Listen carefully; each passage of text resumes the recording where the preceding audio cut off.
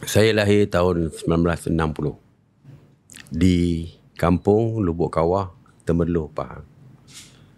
Dan saya lahir daripada kalangan keluarga yang miskin. Jadi kehidupan tentulah agak sukar.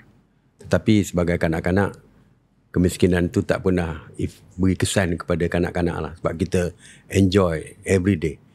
Kita tak ada permainan gadget seperti anak orang kaya, tetapi kita buat permainan sendiri. Dan peringkat awal jalan kaki sekolah. Dekat 3 km tu kita jalan kaki pergi balik sekolah. Dan kehidupan memang agak sukar juga. Bila dah start masuk sekolah tu, jalan kaki.